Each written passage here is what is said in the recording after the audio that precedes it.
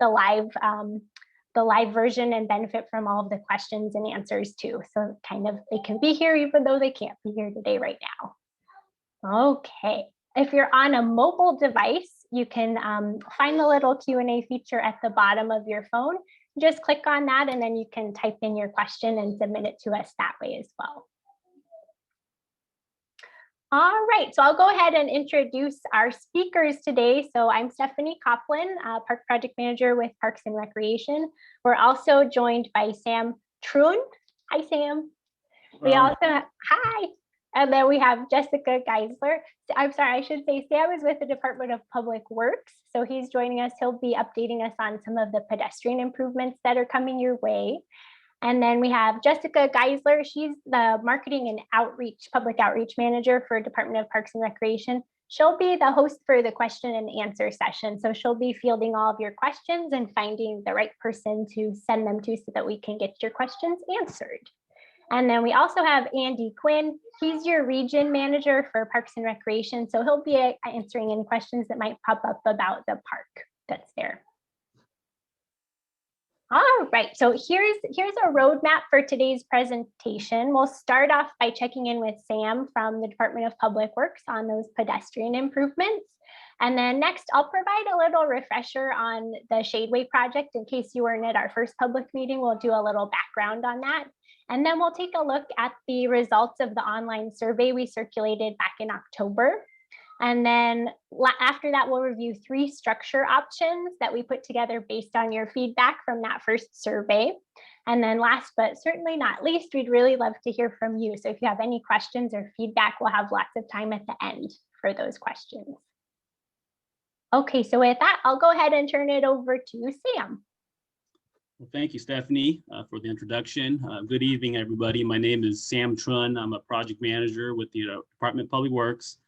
Here today to provide a quick update on the Sunset Road Sidewalk Improvement Project. For those who were not here at the last meeting, just to refresh or to provide some background, the project scope is to install concrete curb, gutter, and sidewalk along the north side of Sunset Road, and it wraps around Christmas Circle there, and then the sidewalk will continue on the south side of Palm Canyon Road and will connect to an existing sidewalk there where Stephanie has her cursor there. Additional improvements consist of crosswalk striping and ADA curb ramps within Christmas Circle. However, after attending and presenting at the Borrego CPG meeting back in November of last year, there were quite a few comments and concerns regarding our design. As such, we had, excuse me, I'm getting pop-ups on my screen.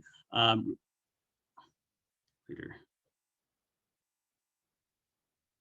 Oh, my apologies. Can you guys hear me okay still? Having some technical difficulties.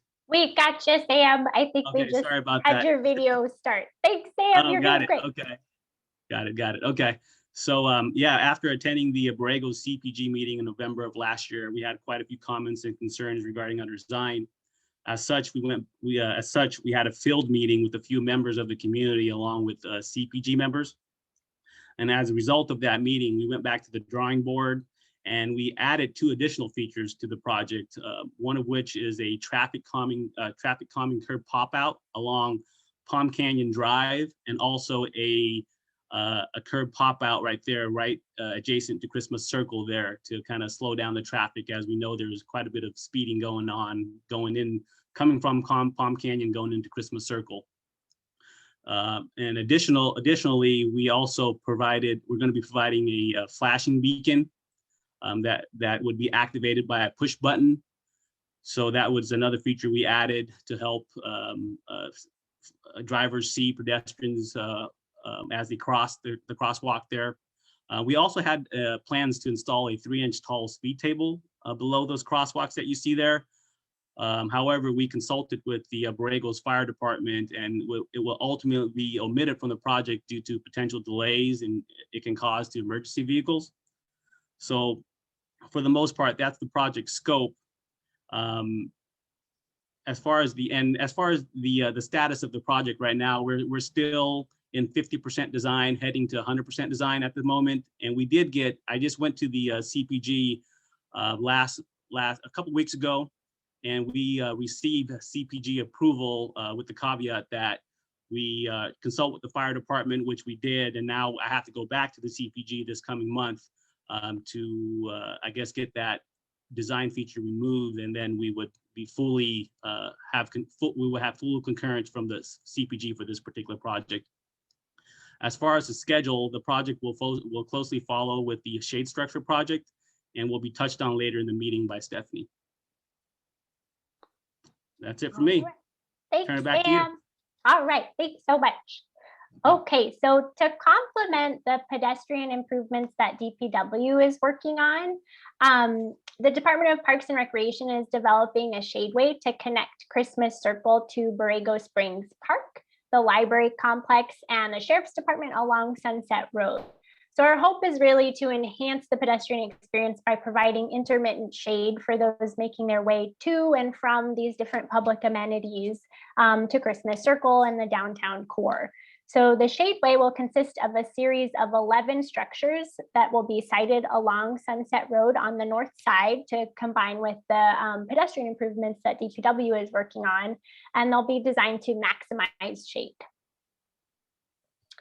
So let's take a look at where we're headed with the project. So we had our first public meeting in October of last year to introduce the project and seek your feedback on the aesthetics of the proposed shade structures. Today marks our second public meeting, and we'll have an online survey circulating from now until May 12th. Then we'll use your feedback to finalize structure concepts and guide the development of construction documents for the project. And we hope to solicit construction bids this fall or later this winter, with construction running through the winter of 21 and 22.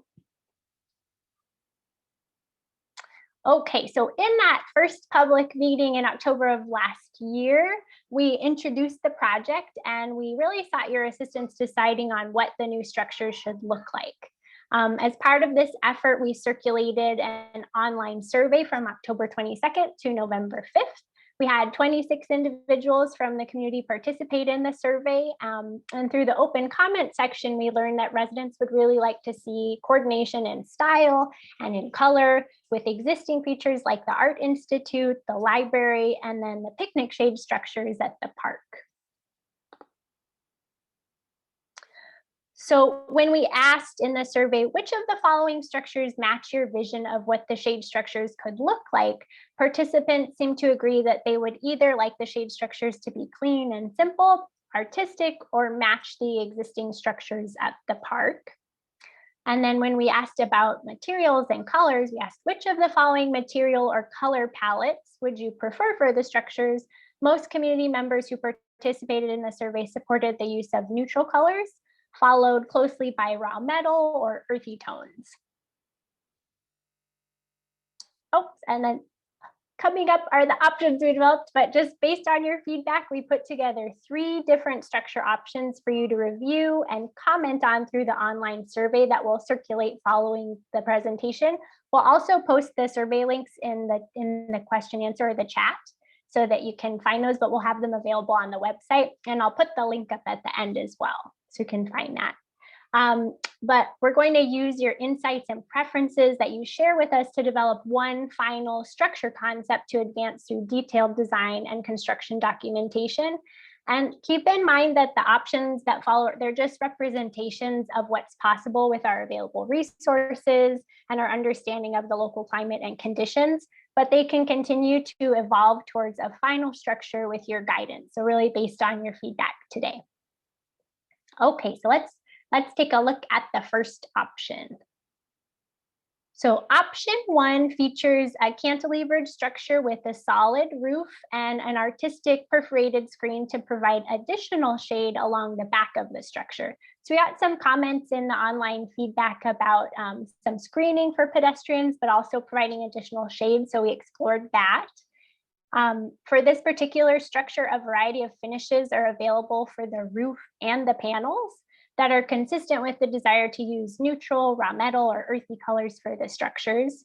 There are also several different patterns to choose from for the panels, ranging from more organic to more architectural, and all result in kind of an intriguing cast shadow that would change throughout the day and provide an engaging pattern along the sidewalk. So that's one option that would probably also extend the amount of shade that is that folks are experiencing. Option 2 is more of a woven lattice structure that has ribs that wrap the side.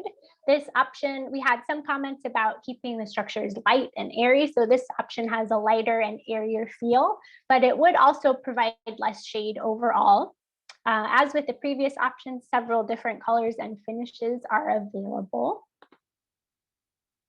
And then the final option, option 3, was really carefully selected to match the rustic raw metal aesthetic of the Borrego Springs Library and the existing picnic structures at the Borrego Springs Park. So a zinc structure would contrast with a weathering steel corrugated roof to extend the pedestrian experience beyond the library and park complex and kind of continue the language of that raw metal and steel and weathering to this shadeway. And that's it. That's all we have. So we'll turn it over to you for questions. If you want some more background on the project, you can visit the project webpage. And then here are those 2 survey links. We'll also post them in the chat or the question and answer so that folks can just click on those and you can complete the survey. And please share it if you have friends or family, neighbors that you think might be interested in participating. Please share the link with them. We'd love to hear back from folks on how to make this new amenity really fit the needs of the community and match what aesthetic preferences people would like to see out there. So, okay, well, we'll open it up. I'll turn it over to Jessica and see if we've had any questions come in. All right, thank you so much, Stephanie. We are just starting to get questions. I did want to share a comment we received from Rebecca regarding the CPG.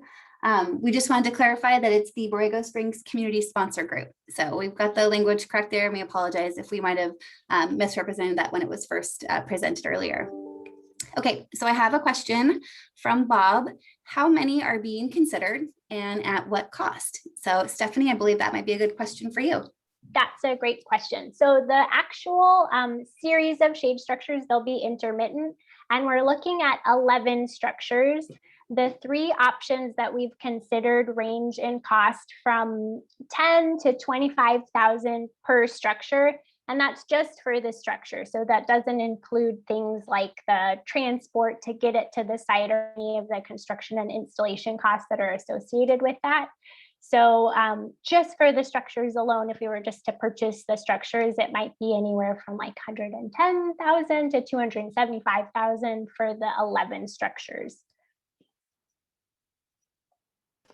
All right, thank you so much.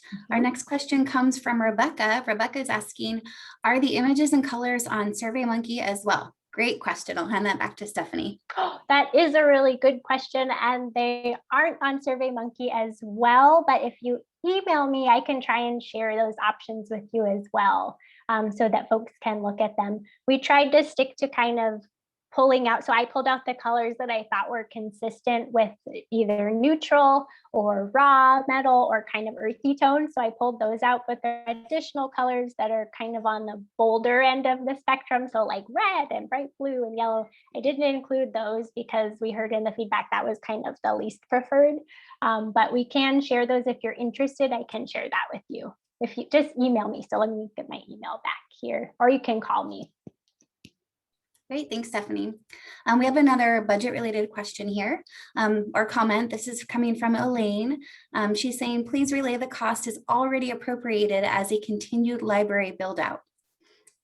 Right, exactly. So the cost, so some background on it for folks, this was part of the library and it's kind of a continuation and trying to complete that overall vision of creating this core with different public amenities, the library, the sheriff's department, the park, all being connected to Christmas Circle and having this Shadeway be an extension of that. So it is part of that project. It was championed, I think, by your former supervisor, Bill Horn, and it was approved back in 2018, 2019 as part of the board approved budget expenditures for capital projects. So this is part of the continuation of that vision. and really just an attempt to try and complete the street. So the efforts that DPW has underway to improve the pedestrian experience are tied to the shade structures as well, trying to make it a more accessible and comfortable experience for folks that prefer to walk, or for folks that have to walk, for whom car travel is not an option. So this is trying to make it a more comfortable and walkable, pleasant experience for all folks.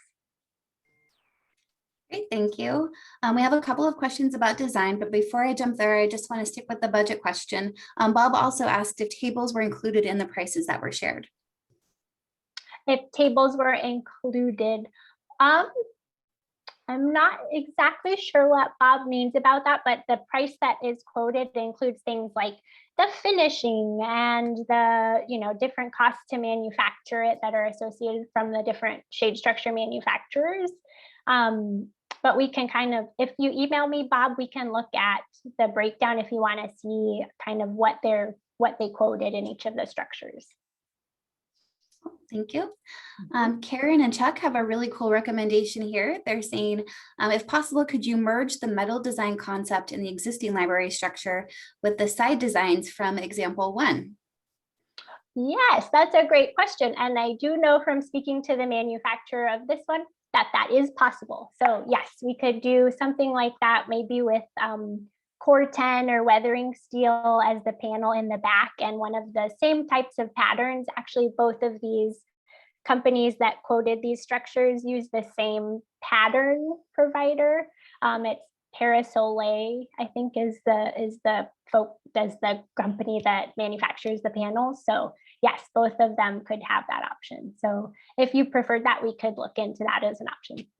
That would be something that would be really helpful to share in the survey. There's an open comment section, and I think that's an awesome idea, and that would be a good place to record that, so we can make sure we capture it when we're looking at how to move forward. Great recommendation. And can you remind all of us when that survey is due? Yes, so the survey will be open from now until May 12th. So we have a few weeks to get comments out there and to share it with your friends and your neighbors, so we can get some really good feedback on how to proceed. Great. Thank you much. All right, we have another comment on the design. This is from Mary. It's a question. How big are the openings in the lattice version? She's concerned about people easily climbing the structure. That is also a concern that we share. So the smaller ones, we have looked at ones where it's small enough that you can't stick a shoe in there or get to but that'll be something we'll have to test out. So we just kind of picked an example pattern, but whatever we select will have to be either small enough that you can't get a shoe in there to actually get up, or spaced out large enough so that you can't actually scale the structure. So we'll definitely keep that in mind, because we don't really want folks climbing up there and getting hurt. So, yep.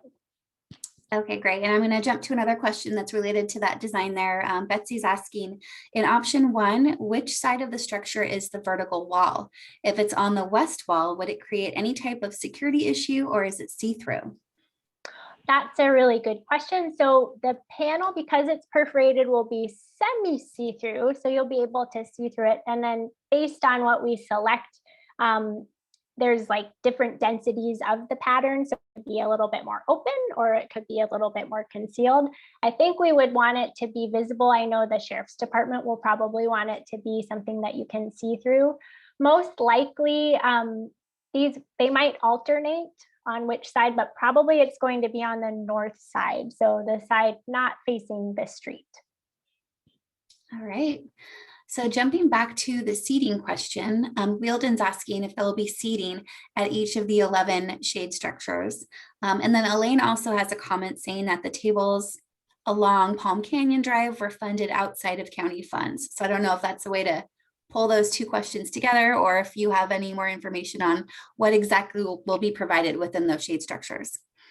So far, we've just focused on the shade structures themselves, but I know that seating came up in the last meeting as well. And I think we can certainly look into, I don't know, every structure would have seating, but at least a few structures throughout might be able to have seating. It's just something we'd have to study with the budget and then see what we can integrate in there as well. But I think that's an option we can definitely consider. Okay. So it looks like we need to talk to Jim Wormers if we haven't already. Rebecca's saying, did Jim Wormers get in touch with you about the idea that the Art Institute might have some design ideas? Oh, we haven't been in direct contact with Jim about design ideas, but we can reach out to and talk about these options and see what thoughts they have on those as well. We are in contact with Jim since he's a neighbor for the project, and we've been discussing kind of the placement of the structures and those kinds of things. But yeah, we can try and get some insights on design as well. We would really welcome feedback. Okay, sounds like from Wade, the BAI does have some design ideas too. So, okay, maybe I wonder if we can set up. I'll reach out to both Jim and the BAI, and maybe we can set up kind of a smaller meeting just to talk about things with those groups too, since you're also neighbors. That would be great. Okay. Okay, and one of my team members just let me know too that the Art Institute did receive all of the different surveys. So it sounds like we might have gotten some initial feedback from that. All right, so Betsy has a question here. Has there been a study that the placement and orientation of the structures will actually provide shade? Yes, so that was part of our initial concept studies in developing the structure options.